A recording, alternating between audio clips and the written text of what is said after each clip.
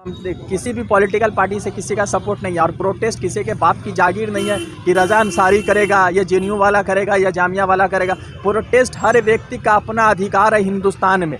कोई भी व्यक्ति अगर आके ममता बनर्जी हमारे प्रोटेस्ट में शामिल हो रही तो हम तो दीदी को नहीं बोलेंगे कि आप चले जाइए छोड़ के, या केजरीवाल आ जाएंगे तो उनको तो नहीं बोलेंगे छोड़ के। अगर मोदी जी को लगता है कि हमारा प्रोटेस्ट सही है तो वो भी आ सकते हैं हमारे प्रोटेस्ट में। हम नहीं बोलने जाएंगे कि मोदी जी आप जो है हमारे खिलाफ है और आप हमारे प्रोटेस्ट में आ रहे हैं। तो प्रोटेस्ट हर व्यक्ति का राइट्स है, कोई भी कहीं पर भी प्रोटेस्ट करता है और सिर्फ माइक लगाने से 10 लोगों को बुलाने से प्रोटेस्ट नहीं होता। आप अगर किसी चाय दुकान की आइडियोलॉजी आरएसएस की है और वहाँ पर आप चाय पसंद होते हुए भी नहीं पीते हैं तो ये भी आपका एक प्रोटेस्ट है उसके खिलाफ। हम लोग जर्नलिस्ट लोग हैं मगर उसके बावजूद जहाँ पर भी लगता है कि लोगों को कुछ सच बताया जाए तो हम लोग सच बताते हैं। अरे ज़्यादा से ज़्यादा क्या करेंगे भाजपा के लोग, ज़्यादा से ज़्यादा मार देंगे किसी को, उससे ज़्यादा थोड़ी कुछ कर सकते हैं। और मारने से किसी इंसान की मौत होती है, किसी आइडियोलॉजी की मौत नहीं होती। अगर आरएसएस आइडियोलॉजी 1947 से चल रहा है जो फासिद बातिल आइडियोलॉजी है तो हमारा आइडियोलॉजी तो समझिए कि हिंदुस्तान जब से कायम है सेकुलर ध्वज का वो अब से चल रहा है। तो हमारे आइडियोलॉजी को किसी के मरने से ख़त्म नहीं होता है। मौलाना जाकिर हुसैन साहब चले गए, मौलाना अबुल कलाम आज़ाद चले गए, गांधी जी चले गए, भगत सिंह छोड़कर चले गए, क्या आइडियोलॉजी मर गया? हम लोग जीवित रखे हुए हैं ना। तो अगर हम आज नहीं रहेंगे तो कल के हमारे जो भी आएंगे, हमारे डिसेंडेंट आएंगे, वो हमारी आइडियोलॉजी को जो है जिंदा रखेंगे। तो सवाल ये है कि जिस तरह से भाजपा सरकार कहती है कि हम लोगों के बीच खड़े, वो लोगों के बीच नहीं खड़े, वो भाजपा वाले भाजपा के साथ खड़े। नहीं तो आशीष मिश्रा टेनी की जो गिरफ्तारी अब तक हो जानी चाहिए थी, अभी भी जो है उनका इन्वेस्टिगेशन इंट्रोगेशन चल रहा है। अभी तक जो है मुकम्मल तौर पर यह नहीं हुआ है कि उनको गिरफ्तार कर। लखीमपुर खीरी में हुई हिंसा को लेकर आज महानगर कोलकाता में टीपू सुल्तान मस्जिद के पास सामाजिक संगठनों की तरफ से कैंडल जलाकर मारे गए किसानों के प्रति शोक व्यक्त किया गया। साथ ही सभी ने उत्तर प्रदेश सरकार और असम सरकार के खिलाफ विरोध जताया। हाल ही में उत्तर प्रदेश के लखीमपुर खीरी में हुई हिंसा के बाद उत्तर प्रदेश सरकार और केंद्र सरकार की खूब किरकिरी हो रही है। साथ ही असम में हुई हिंसा को लेकर भी केंद्र सरकार निशाने पर है। ऐसे में आज महानगर कोलकाता में टीपू सुल्तान मस्जिद के पास कुछ सामाजिक संगठनों ने उत्तर प्रदेश सरकार और असम सरकार के खिलाफ विरोध जताते हुए कैंडल लाइट मार्च किया और लखीमपुर खीरी में किसानों के मौत पर शोक व्यक्त किया। साथ ही योगी सरकार पर निशाना साधते हुए कहा कि एक मंत्री का बेटा आरोपी है, इसलिए जांच में देरी हो रही है और अभी तक गिरफ्तार नहीं किया गया है। दुर्गा पूजा करीब है, सब जितने भी मेरे दोस्त हैं साथी हैं उनको मैं दुर्गा पूजा की शुभकामनाएं व्यक्त करता हूं। दुर्गा पूजा करीब है इसका मतलब ये नहीं है कि हम जीना छोड़ दिए, न हम खाना छोड़े न पीना छोड़े।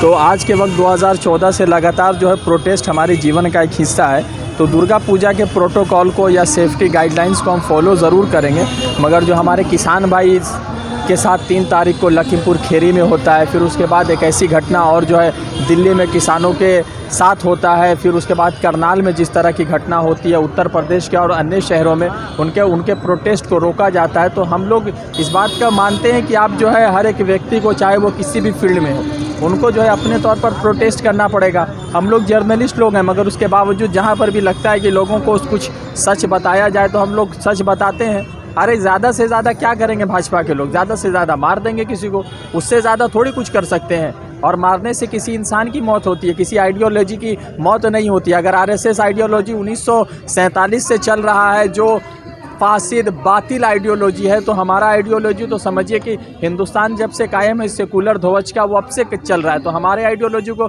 किसी के मरने से ख़त्म नहीं होता है। मौलाना जाकिर हुसैन साहब चले गए, मौलाना अबुल कलाम आज़ाद चले गए, गांधी जी चले गए, भगत सिंह छोड़कर चले गए, क्या आइडियोलॉजी मर गया? हम लोग जीवित रखे हुए हैं ना। तो अगर हम आज नहीं रहेंगे तो कल के हमारे जो भी आएंगे, हमारे डिसेंडेंट आएंगे, वो हमारी आइडियोलॉजी को जो है जिंदा रखेंगे। तो सवाल ये है कि जिस तरह से भाजपा सरकार कहती है कि हम लोगों के बीच खड़े, वो लोगों के बीच नहीं खड़े, वो भाजपा वाले भाजपा के साथ खड़े।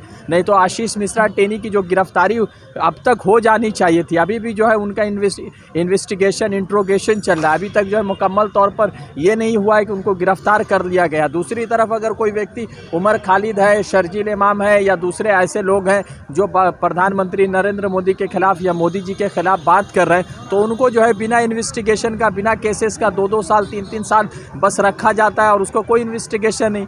और वीडियो में क्लियर तौर पर दिख रहा है कि अजय मिश्रा टेनी का बेटे ने ये पूरे घटनाक्रम को अंजाम दिया है, तो उसके खिलाफ कार्रवाई कब होगी? ये सवाल बहुत इंपॉर्टेंट है। और ये सवाल उस वक्त तक इम्पोर्टेंट रहेगा जब तक लोग इस बात को नहीं समझेंगे कि ये लड़ाई जो है ये किसी एक व्यक्ति की नहीं है, ना जामिया वालों की है, ना जेएनयू वालों की है। ये लड़ाई तकरीबन उन तमाम व्यक्ति की है जिनको लगता है कि हमें सेकुलर फैब्रिक में रहना है। और मुसलमानों से जो लगातार सवाल पूछा जा रहा है कि आप सेकुलर है, अगर सेकुलर नहीं रहते ना तो जो मुसलमान हिंदुस्तान में 1947 के बाद रहे वो अपने खुद के चॉइस से रहे, बाई फोर्स नहीं रहे कि गांधी जी ने कहा कि रहना ही होगा।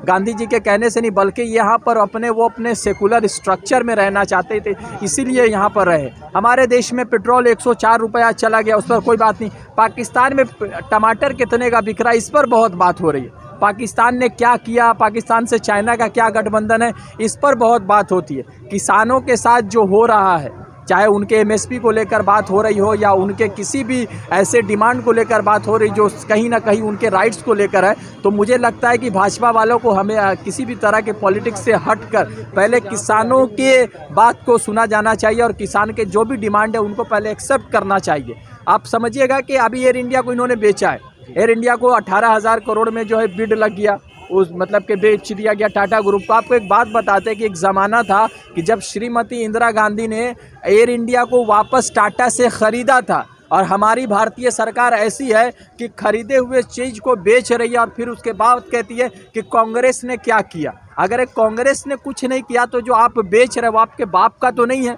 तो कांग्रेस ने ही बना कर दिया ना आपको, तो आप बेच भी रहे कांग्रेस का। कांग्रेस पर सवाल भी उठा रहे कि आप कांग्रेस ने क्या किया। कांग्रेस ने क्या किया लखीमपुर खीरी में जाके देखिए, और यहाँ ममता बनर्जी क्या करी वो बंगाल के लोगों से आके पूछिए। जब प्रियंका गांधी लखीमपुर खीरी जाती है तो उनको गिरफ्तार किया जाता है, 2-2 घंटा भूपेश बघेल, चिन्नी जैसे जो वरिष्ठ नेता है कांग्रेस को, उनको 2-2 घंटा वहाँ रोक दिया जाता है एयरपोर्ट पर, लखनऊ एयरपोर्ट। तो सवाल ये है कि अगर क्या किया नहीं किया उस प्रियंका गांधी से जाकर पूछा जाना चाहिए जो एक माँ के साथ माँ बनकर खड़ी है वहाँ पर। ऐसा कहाँ? देखिए किसी भी पॉलिटिकल पार्टी से किसी का सपोर्ट नहीं है, और प्रोटेस्ट किसी के बाप की जागीर नहीं है कि रज़ा अंसारी करेगा या जेएनयू वाला करेगा या जामिया वाला करेगा। प्रोटेस्ट हर व्यक्ति का अपना अधिकार है हिंदुस्तान में। कोई भी व्यक्ति अगर आके ममता बनर्जी हमारे प्रोटेस्ट में शामिल हो रही तो हम तो दीदी को नहीं बोलेंगे कि आप चले जाइए छोड़ के, या केजरीवाल आ जाएंगे तो उनको तो नहीं बोलेंगे छोड़ के। अगर मोदी जी को लगता है कि हमारा प्रोटेस्ट सही है तो वो भी आ सकते हैं हमारे प्रोटेस्ट में। हम नहीं बोलने जाएंगे कि मोदी जी आप जो है हमारे खिलाफ है और आप हमारे प्रोटेस्ट में आ रहे हैं। तो प्रोटेस्ट हर व्यक्ति का राइट्स है, कोई भी कहीं पर भी प्रोटेस्ट करता है, और सिर्फ माइक लगाने से 10 लोगों को बुलाने से प्रोटेस्ट नहीं होता। आप अगर किसी चाय दुकान की आइडियोलॉजी आरएसएस की है और वहाँ पर आप चाय पसंद होते हुए भी नहीं पीते हैं तो ये भी आपका एक प्रोटेस्ट है उसके खिलाफ। एक बात बताइए, हमारा हिंदुस्तान जो है 5 वर्षीय योजना के तहत चलता है, 5 साल में इलेक्शन होता है, तो जाहिर सी बात है कि अगर कोई सरकार जो किसानों के खिलाफ है या वो सरकार जो आंदोलन करने वाले लोगों के खिलाफ है तो उनको आवाज़, उनको जवाब कैसे देंगे? 5 साल में ही जवाब देंगे ना। तो जाहिर सी बात है जब इलेक्शन आएगा तो इलेक्शन में हमको जवाब देंगे, और उससे पहले तो जवाब नहीं दे सकते ना। आप देख सकते हैं कि हाई कोर्ट का स्ट्रक्चर क्या है। सुप्रीम कोर्ट थोड़ा सा बेहतर हुआ जब से chief justice of India NV Ramana बने, तो सुप्रीम कोर्ट का स्ट्रक्चर थोड़ा सा बेहतर हुआ है, मुझे ऐसा फील हो रहा है। मगर सवाल ये है कि आप कैसे सरकार को जवाब देंगे? सरकार बन जाएगी, उसके बाद आप जितना प्रोटेस्ट कर लीजिए आपको 5 साल बाद ही मौका मिलेगा। तो जाहिर सी बात है जब जहाँ पर भी चुनाव होंगे वहाँ पर प्रोटेस्ट किया जाना चाहिए।